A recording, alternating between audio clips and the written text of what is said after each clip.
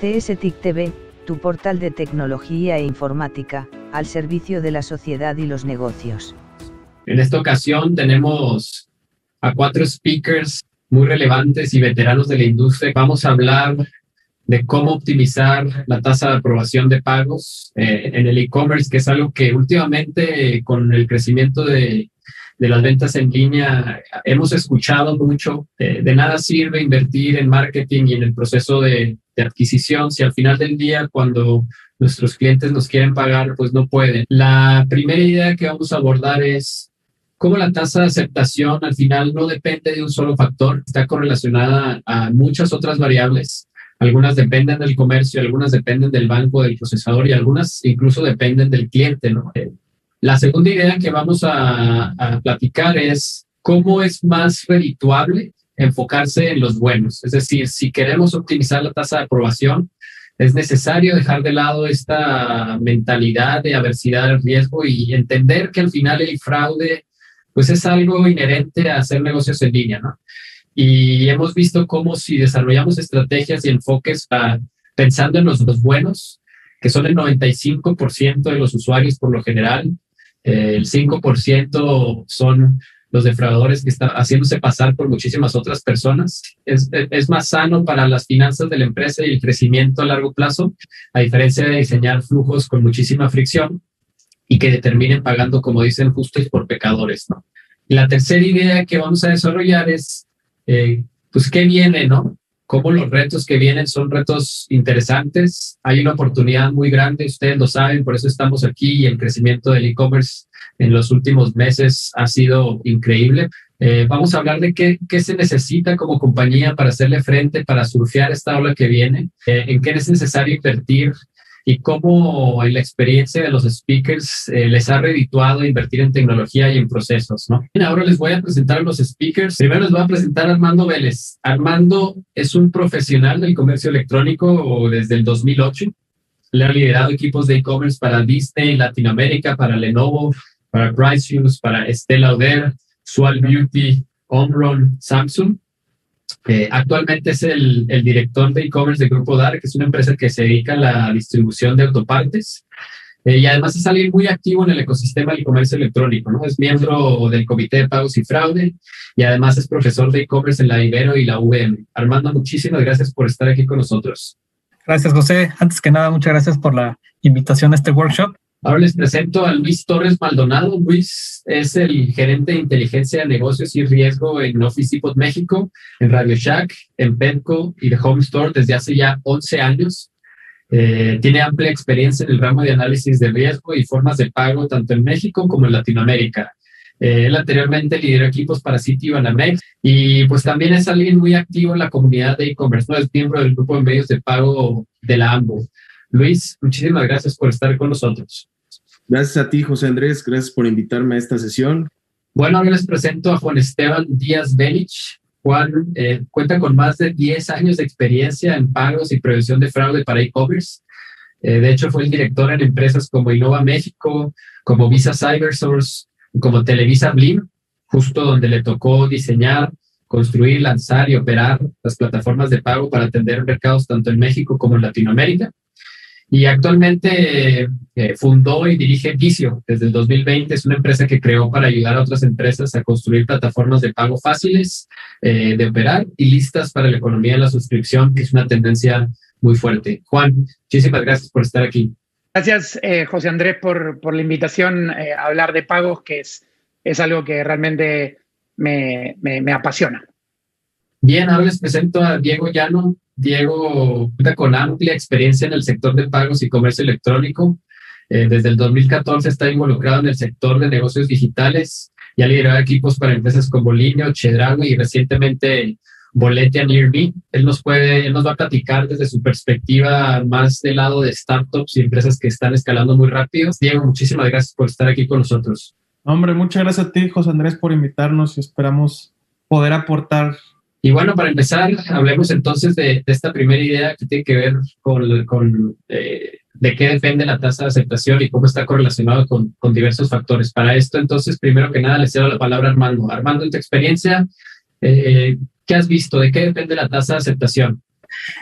Pues sí, efectivamente, la tasa de aceptación es un KPI clave. Aquí la situación es que el contracargo o el fraude está relacionado con la tasa de aceptación, ¿no? Si tienes mayor ataque de fraudes, pues evidentemente las pasarelas de pago de los bancos o los agregadores pues te van a cerrar la llave, ¿no? Yo le puedo decir, yo he estado en pymes con tasas de aceptación muy, muy bajas, del 30%, 40%, de acuerdo a datos de la Conducef en el Q3 del 2020, en escenario pandémico, estábamos llegando a un 65% de tasas de aprobación en e-commerce en México. Si lo comparamos con tasas de aceptación de otras regiones o incluso en el mundo offline, ¿no? En las tiendas físicas, pues están arriba del 90%. Es un porcentaje altísimo que se está dejando de fuera. Desafortunadamente México es uno de los países con mayor tasa de fraude a nivel mundial. Estamos llegando más o menos a un 3% de contracargos en México, ¿no? Que es altísimo del total de las transacciones. Si lo comparamos con zonas como Europa o países como Estados Unidos, que están alrededor del 0.8, 0.9%, realmente el 3% estamos más de 3 veces lo que tienen las economías desarrolladas, ¿no? ¿Cómo puedes llevar la gestión del fraude internamente, ¿no? A través de equipos internos de riesgo, a través de mejores prácticas, de la utilización de plataformas de riesgo, ¿no? Como es el caso de Bayonet. Eso te puede ayudar a poder mejorar la tasa de aceptación. Es decir, si tienes poco fraude, pues evidentemente la tasa de aceptación tendría que incrementar, ¿no? Pero si te están atacando y no puedes controlar el fraude, pues evidentemente todos los agregadores o los bancos con los cuales trabajes tú, pues te van a empezar a cerrar la llave, ¿no?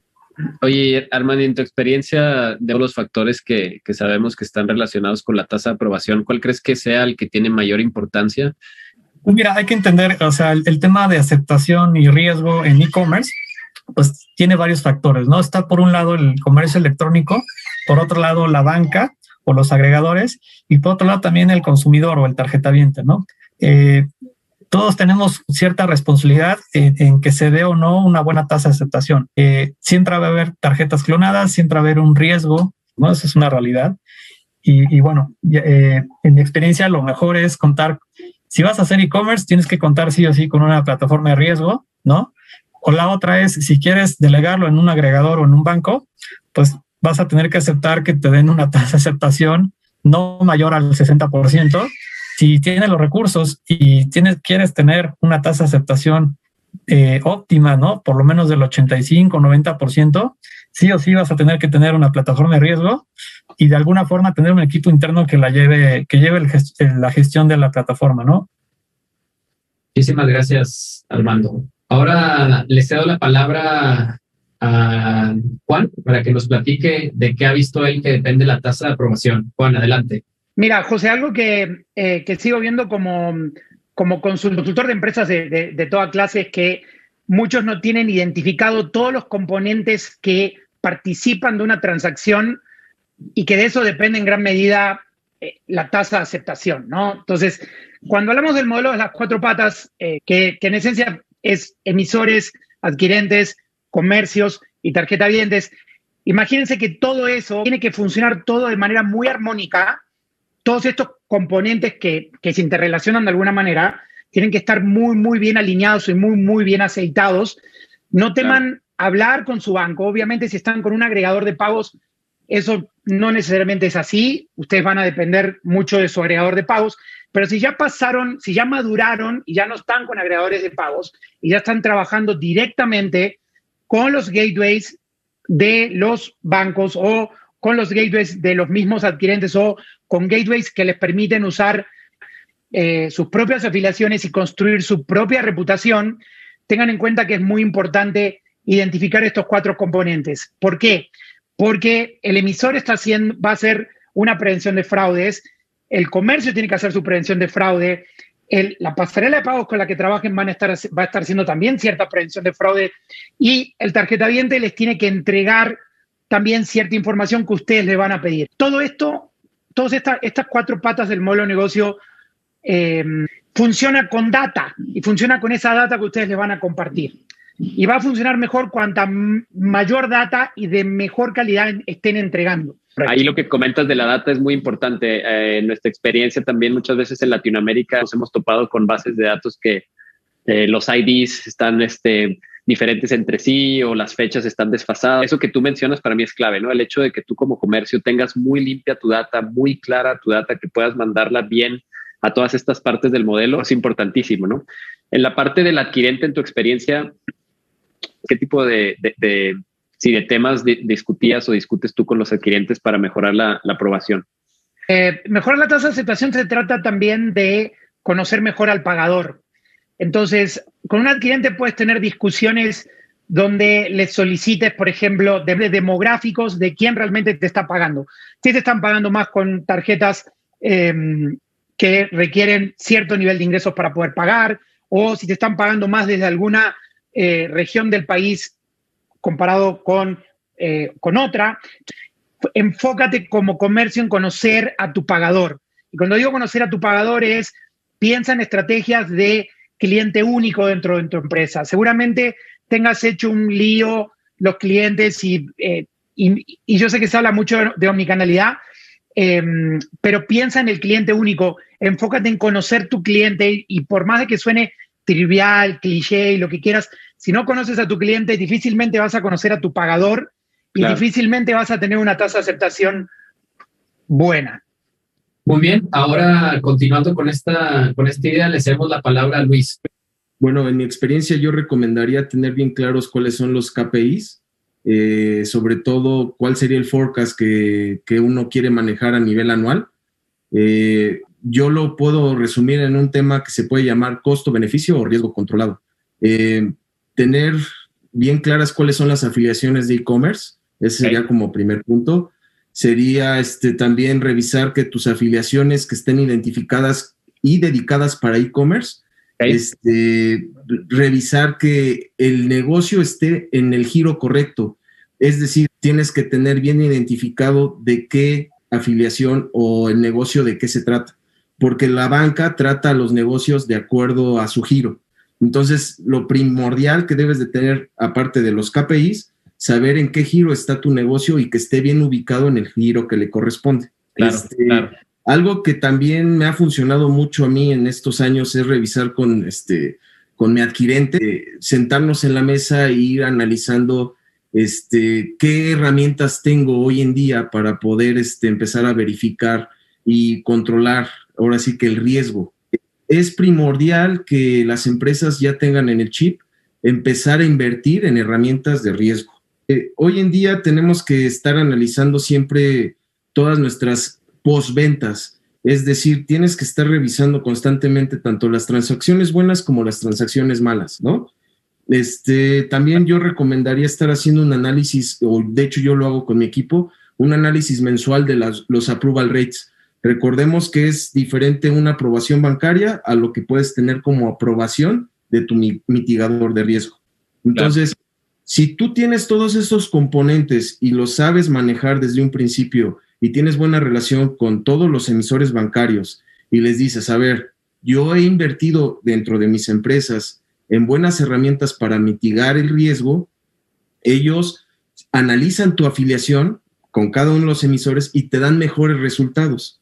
Es decir, ellos se fijan que no van a tener problemas también sus clientes. Recordemos que no nada más es responsabilidad de los negocios, también es responsabilidad de la banca. Y la banca, cuando ve que tienes esa interacción y que te preocupa que también los clientes tengan una buena experiencia, te dan la oportunidad de darte mejores condiciones dentro de tu afiliación. Es bien importante que seas los mejores amigos, tanto la parte comercial como el área de finanzas, y que desde un inicio asignen un presupuesto bien definido, pero que tú expliques cuáles son tus KPIs anuales o tu forecast, que tú le digas para que va a haber sorpresas. Digo, ahorita el tema COVID, y yo creo que mucha gente en la industria lo vivió, el ataque que sufrimos en Hot Sale, claro, pero que sepas que si tienes un forecast bien definido desde un inicio y tienes cierto ataque, todavía le puedes decir, a ver, tranquilos, vamos a seguir vendiendo bien, está estable el contracargo y hay forma de poder sacar el barco adelante, ¿no? Muchísimas gracias. Listo, ahora vamos con Diego. Diego, en tu experiencia, ¿de qué has visto que depende la tasa de aprobación? ¿De qué factor?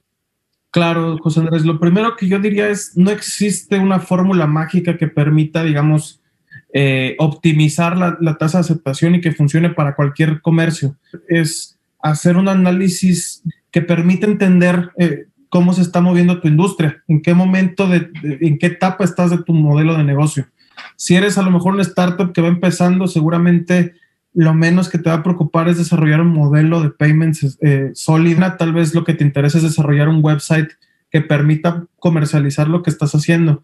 En ese caso, un agregador creo que puede servir bastante bien. Eventualmente, cuando escales, ya te empezarás a tener el suficiente gross market value para poder ser interesante para que un banco te voltee a ver y poder negociar una tasa lo suficientemente interesante para poder empezar a trabajar con afiliaciones. Partiendo de eso es entender cuáles son las necesidades de tu negocio. Si lo que quieres es empezar a expandirte a nuevos mercados, pues tendrás que abrirte dichas afiliaciones y dichos adquirientes en otros países. Entender cuáles son tus aliados en este tipo de procesos es súper importante, como para nosotros lo fue Bayonet, evidentemente, cuando empezamos a procesar más. Era clave de no solamente abrir una afiliación, sino cómo este juguete nuevo lo cuidábamos sin tener un histórico de fraude que fuera bastante grave para nosotros. Entonces, una constante que me he encontrado tanto en negocios en los cuales he trabajado como he asesorado externamente es esta separación entre el área de payments and fraud prevention en cuanto a las áreas comerciales, lo cual a mí me parece un poco ilógico debido a que la pauta comercial debería de marcar la pauta sobre los cuales los canales de distribución, que en este caso es payments, y cómo procesas tarjeta no presente y otros métodos de pago se van interpretando en tu sistema, termina siendo que tu aceptación termine fallando y muchas veces terminamos por caer a la más fácil, que es culpar al de enfrente, que en este caso es el banco, ¿no? Cuando creo que hay una oportunidad súper interesante en cómo puedes empatar los KPIs comerciales, entenderlos y no cometer errores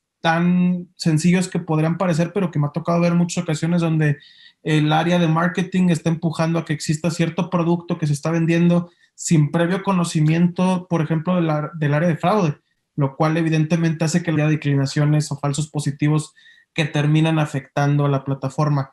El hecho de que consideremos al área de payments en general como un área clave en los negocios, creo que es importante tanto a nivel tecnológico como a nivel comercial y va a ayudar a que tu aceptación mejore sustancialmente.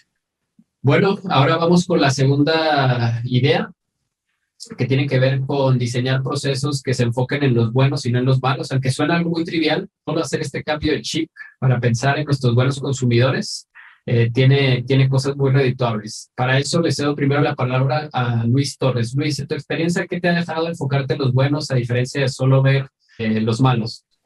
En la industria todo el tiempo estamos preocupados más en cómo nos van a robar, pero creo que un método que a mí me ha funcionado mucho es, obviamente, la correcta calificación de listas positivas, la correcta calificación de listas negativas y analizar perfectamente bien clientes que en su momento sí rechazamos y que eran buenos.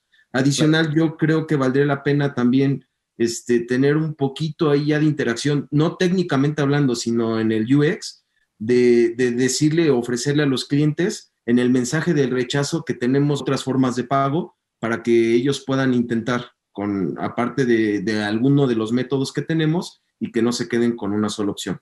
Claro, reintentar cada rechazo con algún método alternativo, no asumiendo que un rechazo es totalmente malo siempre, sino darle el beneficio de la duda y que tenga otra opción. Creo que sí se recupera. ¿Has visto más o menos cuánto porcentaje puede recuperar? Ronda en un promedio de 3 a 5% de mayor aceptación, que en dinero sabes que cuenta mucho, ¿no? Totalmente. Y adicional, yo me atrevería a mencionar algo más, que también le puede funcionar mucho a la industria, que es algo que no es nuevo, pero a tus clientes que ya tienes identificados como clientes buenos, les puedes hacer llegar un warning de que vas a sacar cierta promoción, porque recuerda que la banca, cuando ve diferentes comportamientos atípicos a lo que el cliente viene acostumbrado, tú le puedes decir, recuerda que viene mi venta especial en tal fecha, y el cliente se puede comunicar directamente con su banco y le puede recordar, oye, ojo, es como cuando salen al extranjero, aplica exactamente igual ya en la industria del e-commerce. Viene hot sale, nada más te aviso, banco, que estoy a punto de realizar una serie de transacciones atípicas a lo que es mi comportamiento. Eso también puede funcionar mucho.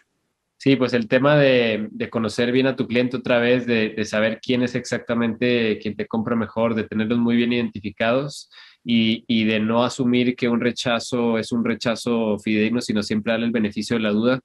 Yo creo que a un 5% no le hace nada de daño a las finanzas de cualquier empresa, ¿no? Sí, son cosas muy sencillas y muy fáciles de aplicar, que en la práctica muchas veces nos enfocamos mucho en lo que es el contracargo, que obviamente debes de tenerlo siempre en el radar si tienes un buen forecast, pero es bien importante que cuando ya tienes a tus clientes buenos, obviamente los consientes de esa forma. Si tú les avisas con anticipación de que viene algo importante, ellos pueden voltear con la banca y decirles, auméntame mi línea de crédito, voy a hacer algo atípico y puede funcionar siempre y cuando tú tengas reglas que no friccionen esas transacciones dentro de tu sitio. Muchísimas gracias, Luis. Muy bien, ahora le cedo la palabra a Diego. Diego, en tu experiencia, ¿cómo has visto en Volete y en Nearme que les ha redituado el enfocarse en que los buenos siempre puedan comprar y no solo en que los malos no hagan fraude? Lo primero que diría, José Andrés, es una obviedad, pero que muchas veces como merchants al estar corriendo no terminamos de ejecutar, que es conocer a tu cliente. ¿Quién es tu consumidor? Una vez que tienes la pintura completa y armas el rompecabezas y entiendes más o menos con qué estás jugando, te vas a dar idea de cuáles son los lugares a los cuales quieres llegar para atacar a la persona que en realidad te está generando un costo, que en este caso es la transacción fraudulenta, y la persona que está comprando de forma legítima. Para esto fue clave para nosotros analizar nuestros datos. Una vez analizados y entendidos, contar con un aliado, que en este caso fue nuestra herramienta antifraude, que fue Bayonet, que nos permitiera iterar estos modelos y también poderlos meter en un modelo lo suficientemente sólido y elástico también para ir modificando, porque cualquier modelo requiere iteración, fue clave para nosotros. Sí, pues no es lo mismo el tipo de operación que tienen ustedes, a lo mejor lo que tiene un retailer en este caso, que puede ser la audiencia que nos está viendo actualmente, ¿no? Pues sí, cada negocio es diferente y entender muy bien qué es lo bueno y qué es lo malo, aunque suena muy obvio, qué tipo de patrones estás viendo en tu negocio, pues es clave para poder decir, ok, me voy a enfocar en que estos que son buenos puedan comprar siempre, ¿no? ¿Cómo viste el desarrollo de la empresa y sobre todo los KPIs? ¿Viste algún cambio así relevante, algo que nos pudieras compartir? Creo que el mindset sobre el cual se construyó el área y el cómo lo empezamos a trabajar, inclusive culturalmente dentro de la compañía, aportó mucho a esto. El área, inclusive su nombre era prevención de fraude, decidimos cambiarlo a payments, que creo que ya desde el mismo nombre implica cuál es la intención que tenemos desde el área. Cómo podíamos nosotros habilitar canales de distribución de los productos que vendemos como marketplace de forma óptima y también segura para el negocio y para el consumidor final. Eso creo que nos aportó muchísimo para empezar a cambiar las formas en cómo operábamos, buscando la optimización y las nuevas macrotendencias en la industria de payments. ¿Qué es lo que está usando la industria para pagar? ¿Qué es lo que al mercado que estamos atacando le interesa? ¿Cómo habilitamos métodos de pago que faciliten a la industria en este país hacerlo? Nos tocó, creo que a muchos de nosotros, cambiar el mindset de muchas personas que les daba miedo meter tarjeta no presente. Fue también cómo empezamos a construir un modelo lo suficientemente robusto y sólido en este sentido, y también cómo podíamos aportar a que el negocio tuviera mayor información, que permitían entender la línea de vida de nuestros clientes. Nosotros, al ser un business to business, pero también un business to client, era importante entender qué era un promotor de eventos para nosotros desde que llegaba a la plataforma, cómo lo calificabas a nivel fraudulento, pero también comercialmente. Creo que ha sido un aporte importantísimo para Volete. Sí, muchas gracias. Listo, ahora le cedo la palabra a Armando. Armando, cuéntanos. Pues mira, creo que lo principal en esta parte de enfocarse en los buenos es tener listas blancas de clientes, ¿no? Que a lo mejor ya lo validaste en tu plataforma de riesgo, siempre los scores van a salir bajos, ya es un cliente a lo mejor recurrente. Para las siguientes compras ya no le pides nada, ¿no? Y lo dejas pasar, o ya no lo validas a través de la plataforma de riesgo, sino lo pasas directo al procesador. Manejar este tipo de listas de manera interna te puede dar una una buena gestión del riesgo y sobre todo la atención al cliente o la experiencia del usuario es ya no me pases por la plataforma de riesgo o por un trade secure o por algún filtro, pásame directo y eso funciona bastante bien. Y bueno, la otra cosa es, en la medida de lo posible, si tu e-commerce, tu recompra es frecuente, también ofrece la opción de guardar la tarjeta para hacerlo también muchísimo más rápido, ¿no? Si al final es una tarjeta que igual tiene un score bajo y no hay ningún riesgo, no hay ningún reporte, la puedes guardar y darle la facilidad al cliente de poder comprar mucho más rápido en las siguientes compras.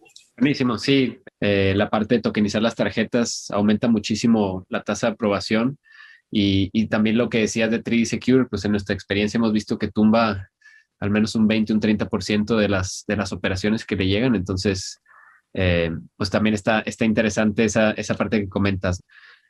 Ahora le cedo la palabra a Juan Esteban.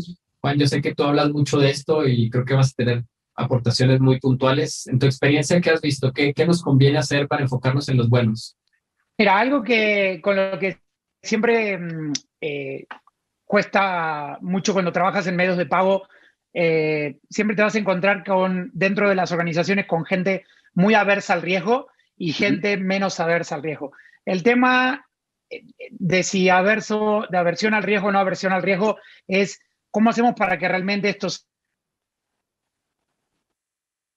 comercio electrónico, o sea, el fraude es inherente a hacer comercio electrónico o a hacer negocios. El fraude siempre va a estar ahí.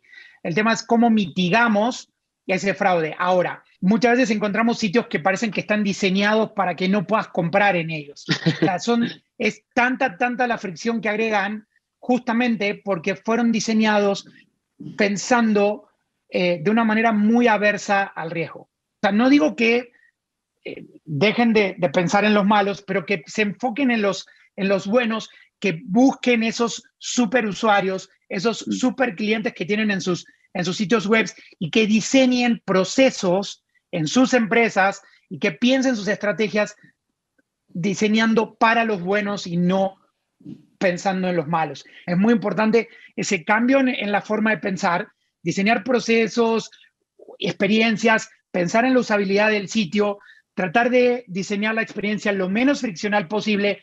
Claro, siempre teniendo una prevención de fraudes o haciendo una prevención de fraudes más de índole pasiva y por ahí no tanto activa, no tanto de que la persona le tengas que hacer 1000 preguntas antes de comprar. Y, de nuevo, conocer a tu pagador. Cuanto más conozcas a tu pagador, vas a diseñar procesos que vayan mucho más alineados con esos pagadores. Si sabes que tus pagadores te compran durante el día y que durante la noche no te compran, no hagas procesos o pienses en cosas muy tiradas de los pelos por ahí durante el día, porque durante el día es donde están tus mejores pagadores. Quizás durante la noche, que es cuando baja que ya no están tus superusuarios también duermen, en la noche por ahí quizás tener estrategias que sí sean mucho más cerradas, ¿sí? Entonces, conocer al pagador, centrarse en los buenos, diseñar procesos que sean transversales a la organización.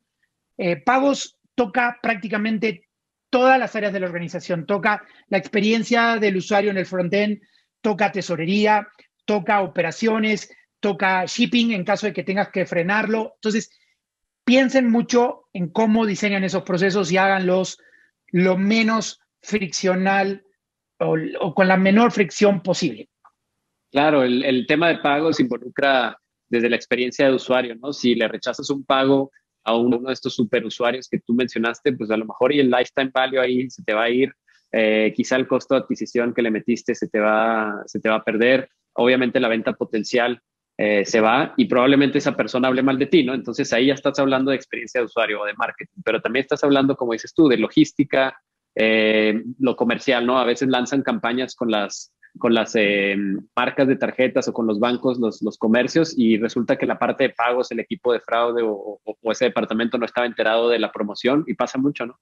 En el tema de los superusuarios, ¿cómo podemos recibir o en tu experiencia, cómo has visto que podemos entender o recibir retroalimentación de estos pagadores buenos que a lo mejor no pudieron pagar?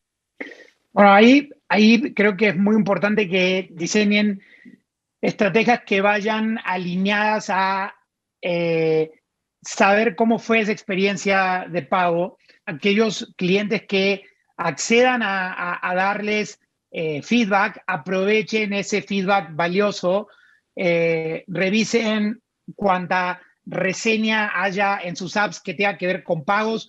Pueden usar quizás algún diccionario de palabras para buscar entre las reseñas si están hablando de pagos, y hagan un sift entre todos esos correos y entre todo ese feedback que es oro en polvo, y busquen palabras que estén relacionadas con pagos, con, oye, no pude pagar, o intenté 4 veces y no pude pagar, mi banco me mandó con ustedes y ustedes me mandaron con el banco y quedé entre mi banco y ustedes y realmente lo único que quería era comprar alimento para mi perro, ¿no? Busquen, de nuevo, conozcan a su pagador, si hizo recompra, si no hizo recompra, cada cuánto compra, cuál es el tamaño del carrito que habitualmente le gusta tener, si tiene 3 productos en el carrito o 2 productos en el carrito. ¿Por qué? Porque todo lo que se salga de ese patrón de superusuario o de cliente bueno, seguramente va a ser una persona mala o una persona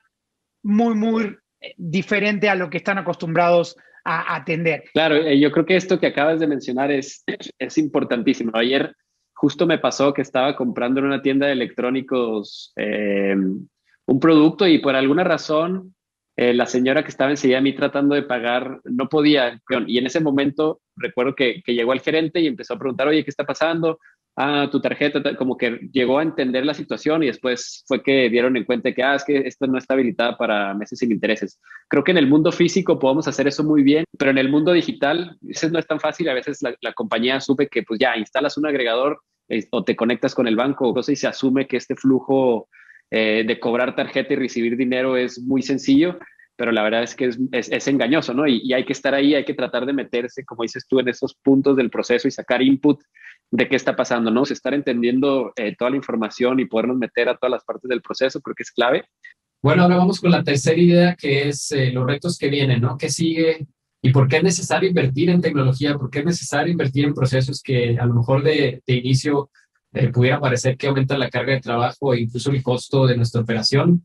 Pero aquí los speakers nos van a platicar cómo a ellos les ha redituado el profesionalizar esta parte y cómo les ha beneficiado el invertir en tecnología y en procesos. Para esto empezamos con Juan. Juan, en tu experiencia, ¿qué nos puedes decir de lo que viene? Previo a la pandemia ya se veía muy fuertemente en Sudamérica y en algunas otras geografías este modelo muy, muy fuerte de desintermediación, donde vemos wallets de toda clase ayudándonos a nosotros los clientes, los pagadores, los cardholders, a hacer pagos mucho, mucho más sencillos. Pre-pandemia entonces se veían todos estos wallets que empezaban a nacer en geografías como Argentina o Brasil. Vemos todo este desembarco de muchísimas fintechs que están haciendo mucho, mucho más fácil el que te hagas con una tarjeta.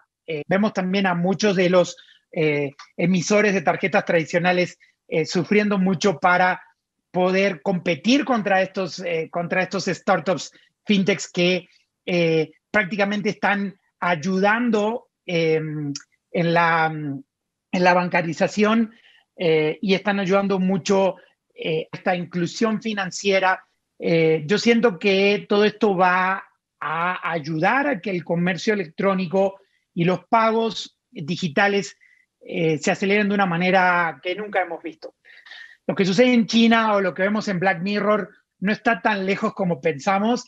Me toca mucho ver, como consultor también, comercios en América Latina y es sorprendente ver cómo en cuestión de poquitos años la gente, gracias a que muchos players o muchas empresas han evangelizado, ya el resto de las otras empresas tienen el camino pavimentado para hablar de wallets, cuando hace 3 años o 4 años no hablábamos de wallets en México. Entonces, piensen en eso, cuando diseñen sus estrategias de aquí a 4 años, piensen que el futuro está prácticamente a la vuelta de la esquina, y si diseñan no diseñen pensando ya en lo que pasó, sino que diseñen pensando en ese cliente del futuro, que cuando hablamos largo plazo estamos hablando con un cliente que probablemente en un año ya les empiece a pagar o les quiera pagar con alguno de estos wallets, ¿ok?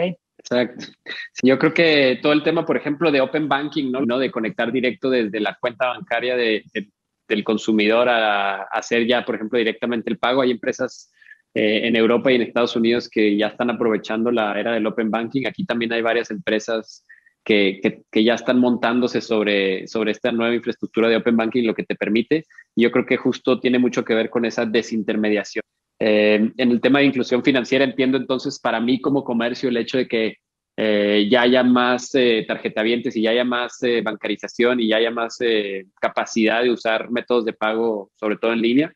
Yo entiendo, pues eso significa para nosotros como comercios de estar al pendiente de todos estos nuevos medios de pago que vienen, que al final hay una fragmentación fuerte del mercado, ¿no? Yo creo que cada vez salen nuevos métodos de pago, nuevas maneras de que la gente te compre. Y para un e-commerce, ¿ahí qué significa?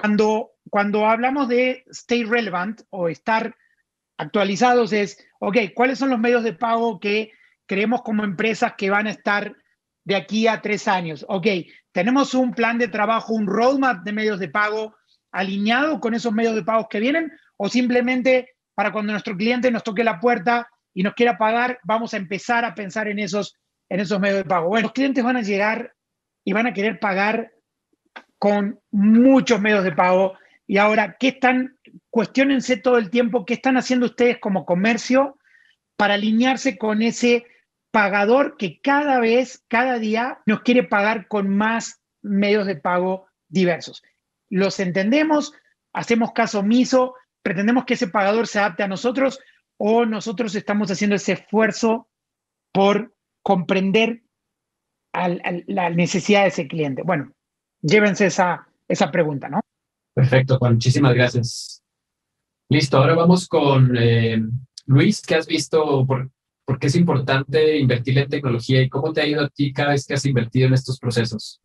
Mira, José Andrés, yo creo que en mi experiencia te puedo mencionar que todas las apuestas que se han hecho, particularmente en mi empresa y en vidas anteriores, en relación a la tecnología, han traído frutos. Mayores ventas, mayor capacidad de poder detener ciertos ataques y perder dinero. Y obviamente yo creo que el mejor ejemplo que por lo que estamos viendo actualmente y lo que pasó el año pasado, del tema COVID, las empresas que sí pudieron hacer esa transformación durante los últimos 9, 10 años fueron las que hoy en día todavía pueden salir a flote, ¿no?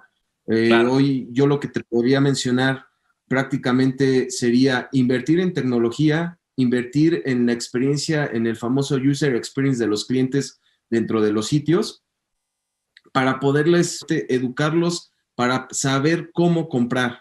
¿Sí me explico? Es decir, decirles cómo debe de ser el uso de las compras dentro del e-commerce. Puntualmente voy a hablar del uso de las compras, no estoy hablando del UX en relación a mejores botones o mejor experiencia de navegación, sino estoy refiriéndome al tema transaccional, ¿ok? Claro. Yo soy de la idea que es importante que se les explique a los clientes cómo limpiar una cookie o qué es una cookie, actualizar browsers, súper importante para que eviten ese tema de no me deja comprar, no sé qué está pasando, que los clientes notifiquen, como lo mencioné previamente, a sus bancos que van a realizar cierto comportamiento previo a una venta especial, informarle siempre a los tarjetavientes y a los clientes finales que analicen que sus líneas de crédito estén bien y que hayan hecho sus pagos a tiempo, porque muchas veces no es responsabilidad tanto del banco, ni es responsabilidad del negocio como tal. Claro. Yo en estos últimos 9 años he tenido casos de gente que, oye, no jala, oye, ¿qué está pasando? Empezamos a analizar, nos metemos a las tripas, llegamos hasta el adquirente y nos menciona, el cliente no se comunicó, no está ni siquiera dada de alta su tarjeta, y entonces en detalles tan mínimos pueden hacer totalmente la diferencia. Claro, claro. Oye, y en cuestión de tecnología, de inversión y de procesos, en tu experiencia, ¿qué te ha dado más frutos? Ahora que mencionas que invertir en tecnología siempre te ha redituado, ¿no? Si pudiera resumir en cuestión de las tecnologías y los procesos que has ido automatizando, ¿qué te da más fruto y cuándo sobre todo hace sentido ya implementar un proceso más sofisticado? En experiencia en relación hablando en relación de transacciones, a nivel transaccional, hoy en día quien no opera con un verificador de riesgo está frito. Si te vas directamente con la banca a operar con un protocolo de seguridad austero, para no mencionar, o sea, no hacer mala publicidad de ninguna marca o de ningún negocio, la mala experiencia la vas a tener tú como negocio, porque tus ventas, en lugar de tener un 100%, vas a tener un 30% si no tienes una buena red de verificación de riesgo, una red que te puede inclusive verificar correos electrónicos para evitar contracargos y sobre todo para tener buenas ventas. Perfecto, Luis, muchísimas gracias. Listo, ahora vamos con Diego. Diego, en tu experiencia, ¿qué ves? ¿Qué viene? ¿Qué tendencias? ¿Cómo te ha ido cuando has invertido en tecnología, has invertido en procesos y has profesionalizado la operación de tu equipo? Lo primero que yo les diría a toda la gente es: el fraude es algo que se cocina lento. Tomar decisiones aceleradas tiende a errores tanto económicos como operacionales que pueden costarte años de poder estabilizar un área de estas características.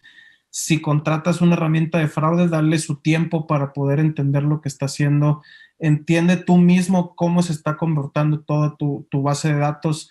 Nútrela, estúdiela y trata de reforzarla. Apóyate mucho en tu equipo tech. ¿De qué manera puedo obtener esta variable que a día de hoy mi empresa en su repositorio no guarda?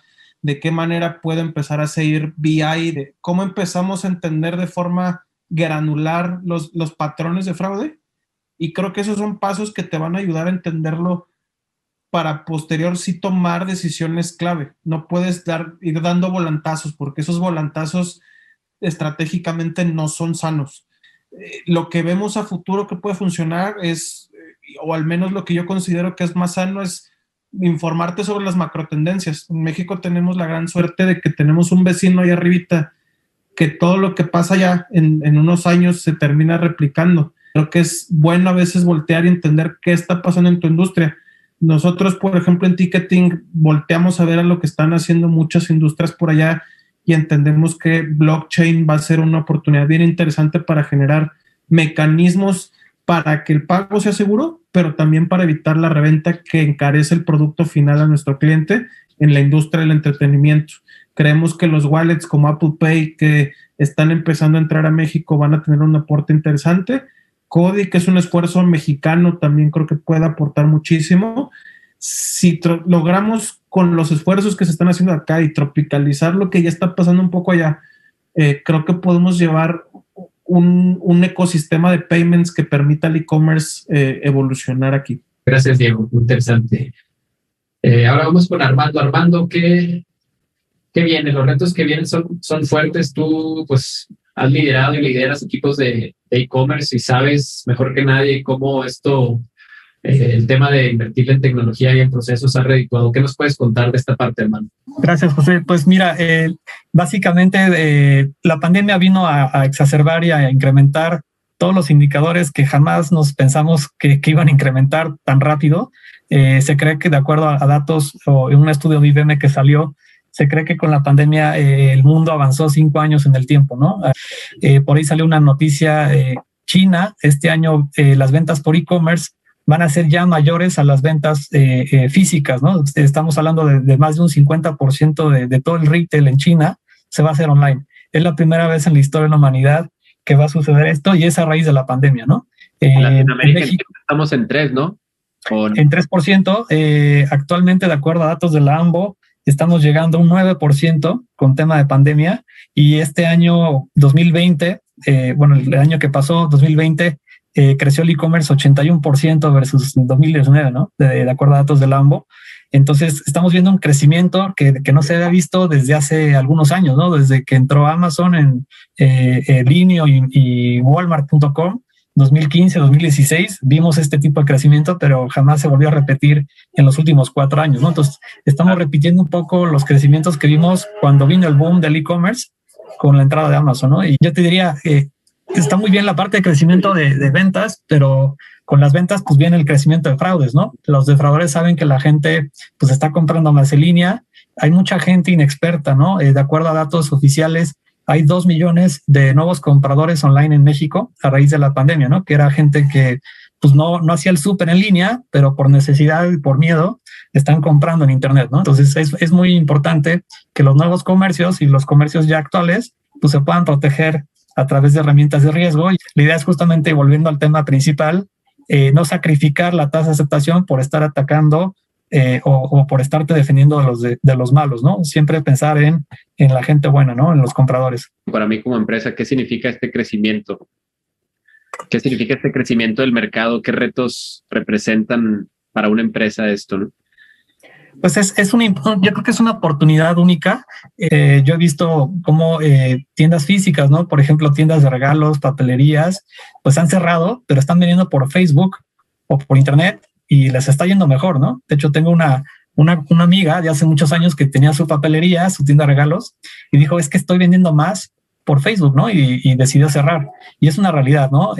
Muchas pymes que representan más del 90% de las empresas en este país, pues están viendo la oportunidad de entrar en marketplaces o de tener sus propias tiendas, ¿no? A través de plataformas accesibles como un Shopify o como un PrestaShop o un WooCommerce y empezar a capitalizar eso, ¿no? El Internet está ahí, ya tiene mucho tiempo, pero lo único que hizo la pandemia es exacerbar y presionarte a que entres en Internet y entres en el juego de comprar y vender en Internet, ¿no? Entonces yo creo que es una oportunidad bien interesante que los negocios de cualquier tamaño tienen que aprovechar, ¿no? La cuestión es tener la estrategia adecuada para poder ser rentables, ¿no? Porque puedes cometer el error de gastar mucho dinero, ¿no? En plataformas de riesgo muy caras o a lo mejor plataformas de e-commerce muy caras que a lo mejor tu negocio todavía no lo necesita, ¿no? Entonces mi recomendación es ir poco a poco, ¿no? Ir midiendo y sobre todo buscar la rentabilidad, ¿no? Que ese es el objetivo primordial. Listo, muchísimas gracias, Armando. CSTIC TV, tu portal de tecnología e informática, al servicio de la sociedad y los negocios.